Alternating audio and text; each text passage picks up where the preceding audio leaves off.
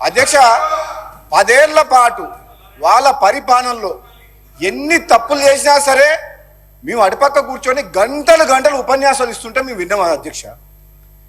ఏదో ఒక మంచి కార్యక్రమం ఈ తెలంగాణ దక్షిణ తెలంగాణ ప్రజలకు అన్యాయం చేసే విషయంలో పార్టీలకు అతీతంగా మా గౌరవ ముఖ్యమంత్రి గారు, మా నీటిపారుదల శాఖ మంత్రి గారు ఒక మంచి కళ్ళ కనబెట్టేట్టు మొత్తం నిజాలు చూపించింది. మీరు ఓపికతోడు వినండి, సలహాలు ఇవ్వండి, సలహాలు ఇవ్వండి. సలహాలు ఇస్తే మీరు ఏదైనా సలహాలు ఇస్తే తప్పకుండా ఈ ప్రభుత్వం స్వీకరిస్తేందుకు రెడీగా ఉంది. ఎందుకంటే రాష్ట్ర ప్రయోజనాలను దృష్టిలో పెట్టుకొని ప్రతిపక్ష పార్టీల సలహాలు సూచనలు తీసుకొని కేంద్ర ప్రభుత్వం దగ్గర పెండింగ్ ఉన్న పర్మిషన్స్ ఎందుకు ఇప్పుడు తీసుకురావాల్సిన పరిస్థితి వచ్చిందంటే, మీరు ఆనాడు తొందరపాటు చర్య వల్ల పాలమూరు రంగారెడ్డి కావచ్చు, ఇంకో ప్రాజెక్టు కావచ్చు, మీరు ఒక డిసిప్లిన్గా సిస్టమేటిక్గా పర్మిషన్ సిడబ్ల్యూసి క్లియరెన్స్ కానీ ఎన్విరాన్మెంట్ క్లియరెన్సెస్ కానీ ఇటువంటి అన్ని అష్యూర్డ్ వాటర్ అలొకేషన్ కానీ లేకుండా తొందరపాటు చర్య వేల కోట్ల రూపాయలు మిత్తిల బ్యాంకుల నుంచి రుణాలు తీసుకొచ్చి ఈ రాష్ట్రాన్ని అప్పుల పాలు చేసి ఆగం చేసిండ్రు. ఇప్పుడు మా పని ఏంది? తెలంగాణ రాష్ట్ర ప్రజలు తెలంగాణ కాంగ్రెస్ పార్టీకి ఈ ఆగమైన తెలంగాణని గాడిలో పెట్టే ఆలోచన చేసి ఈరోజు కాంగ్రెస్ పార్టీకి ఓటేసి ఈ ప్రభుత్వాన్ని ఏర్పాటు చేసిండ్రు. మేమేమంటున్నాం? మీ తప్పుల్ని మేము సరిదిద్దాం, మాకు సహకరించండి. మీలాగా మాకు స్వార్థం లేదు, అవినీతిలో కూరుకుపోలేదు. ఏ సెంట్రల్ గవర్నమెంట్కో భయపడి, ఏ జగన్ మద్దతు కోసమో, వ్యాపార లావాదేవీల కోసం, చీకటి ఒప్పందాల కోసం ఈ కాంగ్రెస్ పార్టీ ప్రభుత్వం పని చేయదు.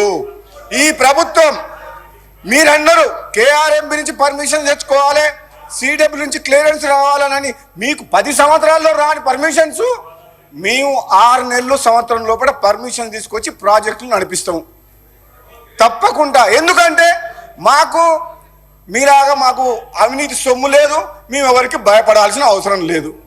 రాజీ లేకుండా పోరాటం చేస్తాం రాష్ట్ర హక్కుల కోసం, తెలంగాణ ప్రజల కోసం. హరీష్ రావు గారు, మీకు ఓపిక ఉండాలి. ఎలాగూ మా ముఖ్యమంత్రి గారు ఏం చెప్పిండ్రు? తప్పులు చేసిన ముఖ్యమంత్రి ఏమో ఫామ్ హౌస్లో పడుకుండు, వీళ్ళేమో ఇక్కడికి వచ్చిండ్రు, ఆయననేమో సమాధానం చెప్పడు. ఒక్క నిమిషం వినండి. అధ్యక్ష ఆయన పార్టీ మీటింగ్లకు, పార్టీ ఆఫీస్కు పోరుబాటు చేసేందుకు పోతే కాలు నొప్పి లేదు, కానీ ప్రజా సమస్యల మీద మాట్లాడుతందుకు అసెంబ్లీలో ఇంత ఇంపార్టెంట్ చర్చ ఉన్నప్పుడు మాత్రం మీ ముఖ్యమంత్రి గారు రారు సభకు. అంటే మీ కారుకు డ్రైవర్ లేడా? డ్రైవర్ లేని కారా ఇది? ఈ రిపేర్కి పోయిన కారు కాదు, గ్యారేజ్ పోయిన కారుకు డ్రైవర్ కూడా లేడు, ఒక లీడర్ లేడు మీ పార్టీకి. అర్థమవుతుంది మాకు. మేము ఎవరితోటి మాట్లాడాలి? అసలు నిర్ణయాలు తీసుకుంది ఎవరు? ఆనాడు అఖిలపక్షం కానీ ప్రతిపక్షాలు కానీ ఎటువంటి సలహాలు సూచనలు తీసుకున్న 10 ఏళ్ల పాటు ఎవరైనా మాట విన్నారా అధ్యక్ష? ఒక్కరిని మాట్లాడనీయకుండా మాకే తెలివి ఉంది, ప్రాజెక్టుల విషయంలో కానీ ఇంకో విషయంలో కానీ అన్నీ మేమే చేస్తాం, మీకు అసలు తెలివే లేదన్నారు కదా. ఎందుకు కాళేశ్వరం కూలిపోయింది? ఎందుకు ఈ కృష్ణా వాటర్ దోపిడీ వాటర్ అవుతుంది? ఈ ప్రాజెక్టులు ఎందుకు ఆగిపోయినాయి? మీరు అక్కడికి ఎందుకు కూర్చున్నారు? అటుపక్కకి ఎందుకు పోయినరు? ఇక్కడ ఉన్నోళ్ళు ఇంకా మీకు అర్థం కాలేదా? అధ్యక్ష, నేను ఈ నల్లగొండ జిల్లా వాసిగా, మునుగోడు శాసనసభ్యునిగా మాట్లాడుతున్నాను. మా జిల్లాలో 10 ఏళ్ల పాలనలో శ్రీశైలం సొరంగ మార్గము కంప్లీట్ అయిన తర్వాత ఒక 10 కిలోమీటర్లు ఒక 2000 కోట్లు 1000 కోట్లు పెడితే 5 లక్షల ఎకరాలకు స్టెబిలైట్ ఉత్తమ్ కుమార్ రెడ్డి గారు మంత్రి అయిన తర్వాత టేకప్ చేసిండ్రు. అది చేయొచ్చు. ఉదయ సముద్రం ప్రాజెక్టు కంప్లీట్ చేసి 1,00,000 ఎకరాలకు ఏమని ఇదే హరీష్ రావు గారిని ఇదే సభలో నేను శాసనసభ్యునిగా గొంతు పోయేటట్టు మాట్లాడినా. లేదు, మా Dindi lift irrigation scheme Palamuru Rangareddy స్కీమ్లా 30 TMC వాటర్ తీసుకొస్తామని చెప్పి మాకు రిజర్వాయర్లు చేస్తుండ్రు, గ్రామాలని ఖాళీ చేసిండ్రు. రైతుల భూములు 2013లో పార్లమెంట్లో పాస్ అయిన ల్యాండ్ ఎక్స్ప్లోరేషన్ యాక్ట్ కాదని 5 లక్షలకు 4 లక్షలకు ఎకరాలను ఇచ్చి 30 లక్షలు 40 లక్షల రూపాయలు ఖరీదు చేసే భూములు తీసుకొని రైతులని రోడ్ల మీద పంపించిండ్రు. మరి ఆ పోనీ రైతుల సాక్రిఫైస్ చేసిండ్రు ఎన్నో గ్రామాల ప్రజలు. ఆ ప్రాజెక్ట్ అన్న అయిందా? నీళ్ళు వచ్చినాయా?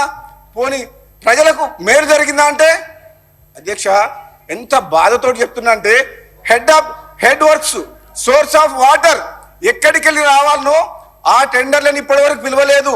టెండర్లు పిలవడం కాదు, ఈ డిండి లిఫ్ట్ ఇరిగేషన్ స్కీమ్ కు ఎక్కడికి వెళ్ళి నీళ్ళు తీసుకురావాలి, నార్లాపూర్ నుంచా, ఏదుల నుంచా, ఒట్టెం నుంచా, అది కూడా ఇంకా డిసైడ్ కాలే.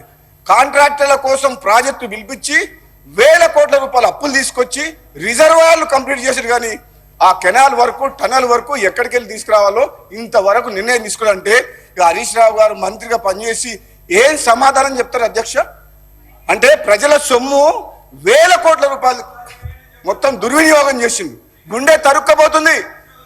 మీకు అర్థమైతలేదేమో, మీరు రాజకీయ ప్రయోజనాల కోసం, మీ స్వార్థం కోసం మళ్ళీ రెండోసారి అధికారంలోకి వస్తేందుకు ప్రజల్ని మభ్యపెట్టే విధంగా ఒక భ్రమలు కల్పించి ఈ పాలమూరు రంగారెడ్డి ప్రాజెక్టు మీరు డిజైన్ చేసి మొదలుపెట్టి టెండర్లు పిలిచింది తప్పితే నిజంగా హరీష్ రావు గారు 120 టీఎంసీ వాటర్, అష్యూర్ వాటర్ ఉందా?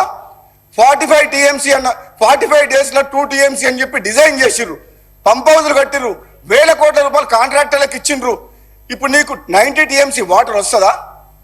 ఇప్పుడు మళ్ళీ 45 టీఎంసీ అని చెప్పి మనకు ఉత్తమ్ కుమార్ రెడ్డి గారు చెప్తున్నారు. అది కూడా మీడియం ఇరిగేషన్ గతంలో అలాట్ చేసిన కృష్ణా వాటర్ ట్రిబ్యునల్ అలాట్ చేసిన వాటర్ని మనం తీసుకుంటే పాలమూరు రంగారెడ్డికి ఈ విధంగా చెప్పుకుంటే పోతే అధ్యక్ష, వీళ్ళు చేసిన ఏమంటే ఈ వ్యవస్థని ఈ తెలంగాణ రాష్ట్ర ప్రజలకు తెలవాలని మా గౌరవ నీటిపారుదల శాఖ మంత్రులు ఈరోజు బ్రహ్మాండంగా ప్రజలందరికీ తెలిసే విధంగా ఈ నీటిపారుదల రంగంలో దోపిడీయే కాక, నిర్లక్ష్యమే కాక వీళ్ళు చేసిన వల్ల ఎంత నష్టం అయింది అనేది ఈరోజు చాలా క్లియర్గా చెప్పిండ్రు.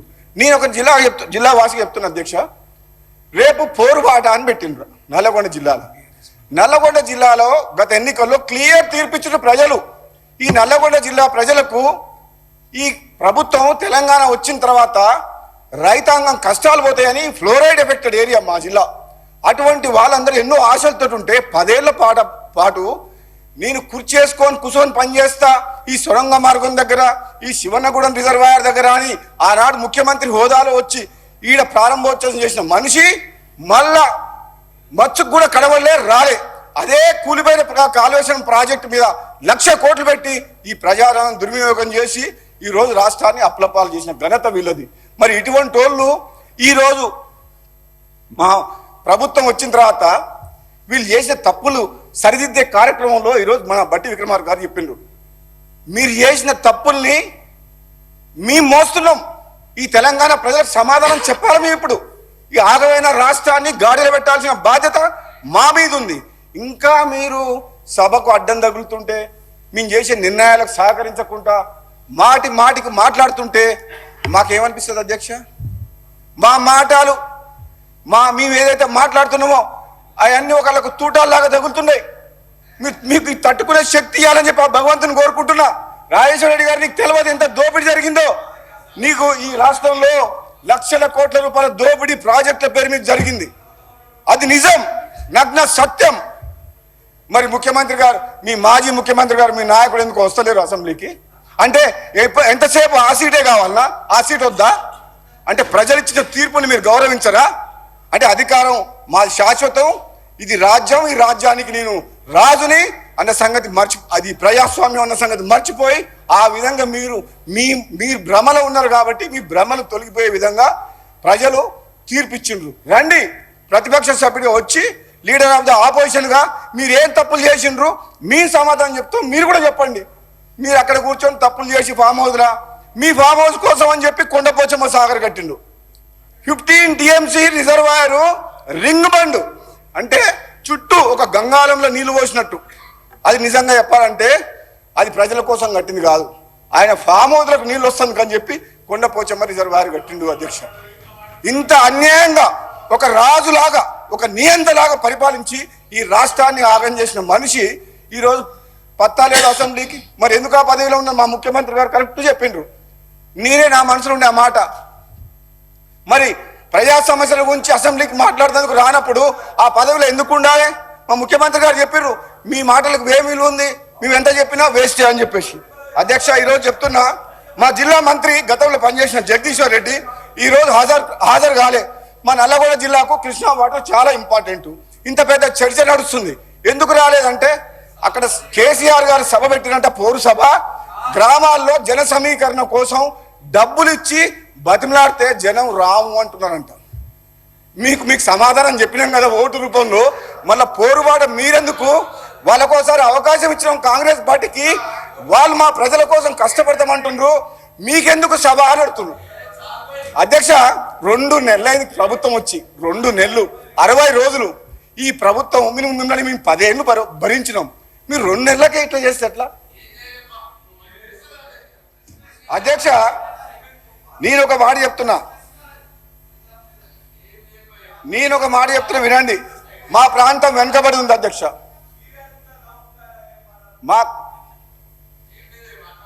మీరు అప్పుడు మీరేం మాట్లాడతారు, ఇప్పుడు వినండి కొంచెం. మీరు వింటే ప్రజలు సంతోషిస్తారు, ఇప్పుడు మాట్లాడితే అడ్రస్ లేకుండా పోతారు, మళ్ళీ ఆ ఆపోజిషన్లో కూడా ఉండరు, కనీసం ఇప్పుడు ప్రతిపక్షాలు ఉన్నారు. మీరు చేసిన తప్పుల్ని క్షమించమని అడిగితే ప్రజలు కూడా క్షమిస్తాం, మేము కూడా క్షమిస్తాం. కానీ మీరు ఇంకెక్కువ మాట్లాడితే ఉన్న హోదా, ప్రతిపక్ష హోదా కూడా కోల్పోతారు. మీరు 18 మంది ఉన్న కాంగ్రెస్ పార్టీని 12 మంది ఎమ్మెల్యేలు తీసుకొని ప్రతిపక్షం లేకుండా చేసి ప్రజాస్వామ్యాన్ని కూని చేసిన చరిత్ర మీది. మీకు ఈ మాట్లాడే హక్కు, ఈ నైతికత మీకు లేదు. మీరు ఇప్పుడు మాట్లాడుతున్నారు కానీ మేము వింటున్నాం. కానీ మేము అనుకుంటే చెప్తున్నా, మీలాగా మేము ప్రవర్తించగలుగుతాం, మీలాగా మేము చేయగలుగుతాం. అధ్యక్ష, మేము కూడా ప్రభుత్వం ఉంది, అధికారంలో ఉంది, వాళ్ళలాగా అవినీతి సొమ్ముతోటి, సంపాదించిన సొమ్ముతోటి ప్రతిపక్షం లేకుండా చేయాలని, ప్రజాస్వామ్యాన్ని కూనీ చేయాలని, ప్రశ్నించే గొంతు లేకుండా చేయాలని మేము అనుకోవడం లేదు. మాకు ప్రజలు ఇచ్చిన తీర్పు, ప్రజల మద్దతు ఉంది కాబట్టి మాకు ఇచ్చిన 5 ఏళ్ల కాలంలో తప్పకుండా ఈ కాంగ్రెస్ పార్టీ ప్రజాపాలన, ప్రజాస్వామ్యాన్ని కాపాడే విధంగా వీళ్ళు పాటు చేసిన సిస్టమ్స్ని, వ్యవస్థని మళ్ళీ మేము నిర్మాణం చేస్తామని చెప్పి కూడా ఈ సందర్భంగా తెలియజేస్తున్నాం. బీజేపీకి భయపడు పొత్తులు, ఇంటర్నల్ అండర్స్టాండింగ్ పెట్టుకుని ఆలోచన మా కాంగ్రెస్ పార్టీకి లేదు. ఇది ప్రజల పార్టీ, పేదల పార్టీ. పేదల్లో రాజ్యం వచ్చిందని చెప్పి తెలంగాణ ప్రజలందరూ కూడా ఈరోజు చాలా సంతోషంగా ఉన్నారు. మీరు ఒక్కరే అన్హ్యాపీ ఉన్నారు. వీళ్ళకి ఒక్కరికి అధికారం లేకపోయేసరికి నిద్ర పడతలేదు. అలవాటైన ప్రాణం ఏం చేస్తారు పాపం, ఏం చేస్తారు? బాగా డిస్టర్బ్ అయిపోతుంది. అదేవిధంగా అధ్యక్ష, నేను అధ్యక్ష చాలా సమయం అయింది, ఎక్కువ తీసుకోనని చెప్పి ఇప్పుడు మా శ్రీధర్ బాబు గారు చెప్పిన సమయం ఎక్కువైంది తీసుకోను. నేను మా సూచనలు ఏం చేస్తుంటే మా హరీష్ రావు గారికి, పాపం ఎంత కష్టపడుతున్నా అంటే మొన్న చెప్పిన, చాలా కష్టపడతారు, హార్డ్ వర్కర్, దాంట్లో డౌట్ లేదు. కానీ ఆయన మంత్రివర్గంలో ఉన్నప్పుడు, ఇరిగేషన్ మినిస్టర్గా ఉన్న, హార్డ్ వర్క్ ఎంత చేసినా నిర్ణయాలు వాళ్ళ మామ ముఖ్యమంత్రి తీసుకునేవాడు. పాపం ఆయనదేం తప్పు లేదు. హరీష్ రావు గారిది తప్పు లేదు. హరీష్ రావు మంచిగా వర్క్ చేస్తాడు. మరి నిర్ణయాలు కేసీఆర్ గారు తీసుకునేవాళ్ళు. దాంతో మొత్తం రాష్ట్రమే నాశనం అయిపోయింది. ఇప్పుడు కూడా అంటున్నారు హరీష్ రావు గారు, మీరు మీ మామ మాటలని, మీ బావమరిది మాటలని నడవకండి, మేము చెప్పినట్టు వినండి.